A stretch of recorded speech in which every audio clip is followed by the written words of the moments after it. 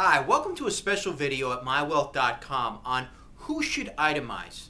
Okay, the bottom line really comes to how many itemized deductions you have and what they add up to. Now, most people would be single when they have this question because usually when you get married, you purchase a home and the home purchase alone will usually allow you to itemize because of all the deductions that go along with owning a home, such as interest on a mortgage and real estate taxes.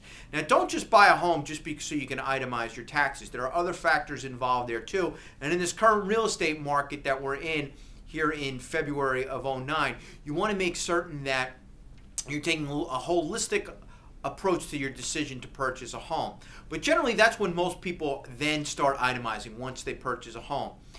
If you're single, $5,450 is the automatic deduction that you get, the standard deductions. You're automatically allowed to deduct that from your taxes without itemizing anything. Now, if you itemize your taxes and you exceed that amount and you're single, $5,450 in 2008, then you want to go ahead and itemize your return. You may have to get familiar with the system and look to see how much your deductions add up to. It could be $4,000, so then you're getting an extra $1,000 for using the standard deduction. And you just want to go through Schedule A, which would be the itemized deduction form, in order to do that. And I've included a link on this section so you can see that.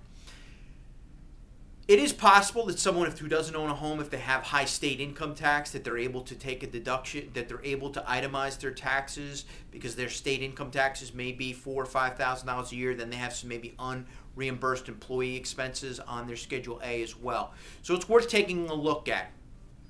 Now, if you're married, that would be $10,900. Essentially, it's double.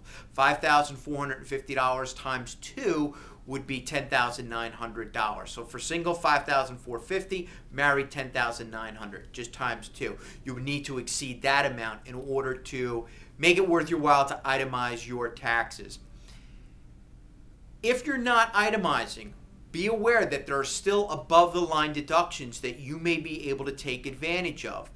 So the above the line deductions are listed. They're right on the second half of the first page of your 1040. And if you've come this far and you're learning about taxes, you want to know your 1040.